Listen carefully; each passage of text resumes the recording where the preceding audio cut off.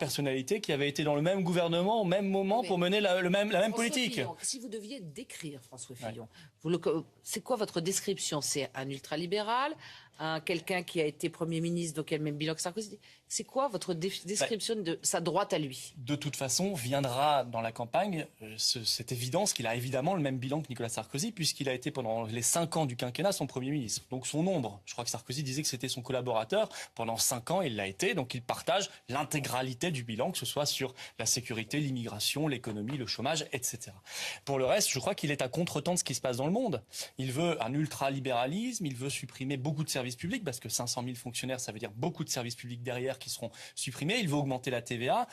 Ce qui se passe dans le monde, c'est plutôt le retour des nations, des frontières, des États stratèges, avec le Brexit, avec Trump, avec ce qui va se passer bientôt en Autriche.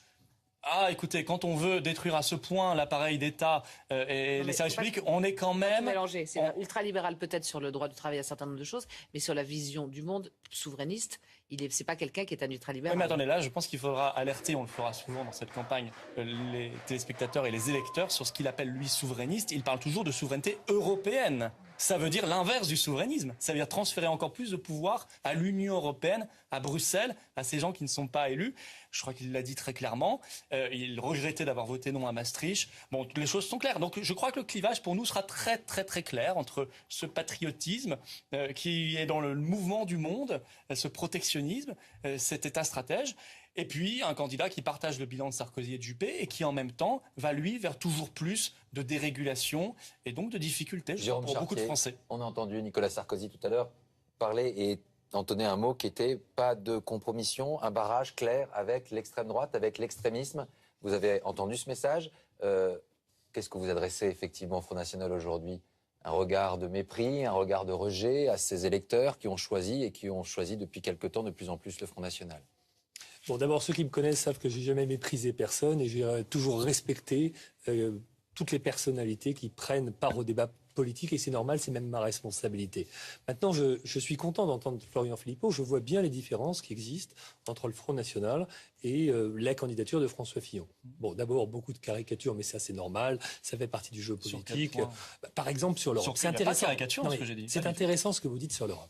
La position de François Fillon sur l'Europe, c'est pas plus de pouvoir au niveau européen pour les confier à la Commission européenne, c'est le retour des présidents, des premiers ministres, c'est-à-dire des exécutifs des pays, au niveau de l'Union européenne. Au fond, c'est moins de pouvoir pour la Commission européenne et plus de pouvoir pour les personnalités légitimes des États pour qu'ils prennent les choses en main au niveau européen et sur un noyau plus resserré. Il parle souvent de la zone euro pour faire en sorte qu'il y ait justement une Europe très forte, très compacte. Donc il va remettre en cause les traités. Deuxième différence, donc il va remettre en cause les traités actuels. Deuxième différence, si vous me permettez. Ah bah non. Deuxième différence, c'est vrai, le mode de sélection des candidats. Et là, on voit bien l'archaïsme du Front National qui est encore sur cette vieille logique de la personne, vous savez, la personne qui est un peu élue, qui a pratiquement une sorte de droit divin, qui arrive et qui s'impose, dont jamais le général de Gaulle s'est imposé. Si. Il a été appelé, en l'occurrence, c'est le général Massieu qui fait appel au plus illustre des Français pour rassembler la République, ça n'a rien à voir. Il a même écrit sur les primaires. Et là, en l'occurrence, Monsieur Philippot, on sait que vous avez l'habitude d'interrompre parce que vous ne voulez pas écouter vos interlocuteurs.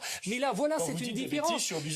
Et donc, le Front National, on le sait, c'est de père en fille et bientôt de fille en petite fille. C'est comme ça. C'est le scénario traditionnel. Moi, je pense que ça ne correspond plus à l'attente de la démocratie, à l'attente des Français. C'est comme ça. Merci Jérôme Chartier, merci Monsieur Philippot. Nathalie, on vous retrouve dans un instant avec d'autres invités politiques. On va juste aller faire un tour du côté du canapé parce qu'Éric Fotorino, du 1, ce journal que l'on aime lire et retrouver, très original, très enrichissant, et Natacha Polony sont avec nous.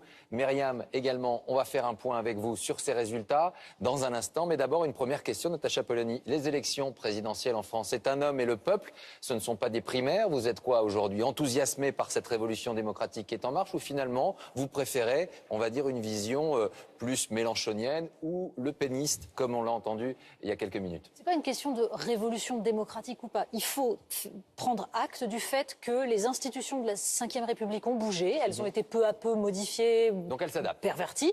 Et là, on prend acte du fait que le centre de gravité est ailleurs, a bougé, et les Français l'ont compris. Et du coup, une masse de gens ont compris que s'ils n'allaient pas voter maintenant, ils risquaient d'être privés de leur vote. Donc c'est une conséquence. En fait, ils acceptent cette idée-là parce que c'est un fait accompli.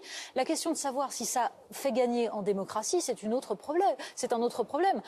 En effet, ça fait gagner son camp, selon vous, plus. Ça fait gagner son camp. Simplement, là, ce qui est intéressant, c'est que même la primaire devient un lieu où les citoyens se réveillent, prennent un gourdin et tapent sur le système. Et c'est ça qu'on vient de découvrir. La victoire aujourd'hui, la vraie-victoire, c'est on renverse la table, on ne se laisse pas imposer n'importe quel schéma. Et aujourd'hui, François Fillon, finalement, c'est l'homme qui émerge de tout cela. C'est-à-dire qu'on ne l'a pas vu venir parce qu'il incarne des électeurs que les médias ne veulent pas voir. C'est-à-dire qu'il y avait ce match Sarkozy-Juppé qui était joué, que les médias ont joué pendant 1 an. Et François Fillon, c'est la droite catholique qui s'est sentie humiliée, traitée d'homophobe au moment de la manif pour tous, etc. C'est ceux qui sont furieux parce que la gauche au pouvoir fait un programme qui ne leur convient pas. Ils se sont sentis mal vus, délaissés, détestés. Et tout à coup, ils se réveillent, mais personne ne les a vus venir parce qu'ils n'intéressent personne. Ce n'est pas le discours outrancier de Nicolas Sarkozy et ce n'est pas la droite présentable d'Alain Juppé. Et finalement, la frontière entre aujourd'hui François Fillon et le Front National, pour vous, c'est un mur? C'est quoi? C'est un grillage? C'est quoi?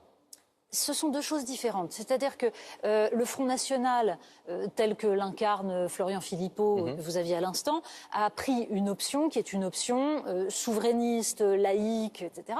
François Fillon incarne très clairement la droite catholique libérale. Il peut, à la limite, intéresser des électeurs potentiels d'une Marion Maréchal. Cela, oui. Et il repositionne la droite. C'est-à-dire qu'à partir de là, on peut avoir un débat sur les idées, alors que le match Nicolas Sarkozy-Alain Juppé empêchait cette recomposition de la droite. Éric Fotorino, on vient de se rendre compte de quoi, finalement? Ou c'est la confirmation d'une chose? La droite va vers la droite, sur le plan économique et libéral, mais également sur le plan des valeurs, on le voit avec François Fillon. Oui, bien sûr, parce que comme l'a dit Natacha, c'est la droite catholique. Vous vous souvenez que Sens commun, qui est cette frange assez radicale de l'UMP très catholique, avait soutenu François Fillon à une époque où il était très très bas dans les sondages, il était à 10% ou quelque chose comme ça. Mais moi je pense quand même qu'il y a quelques leçons très importantes à tirer du scrutin, c'est sur les battus.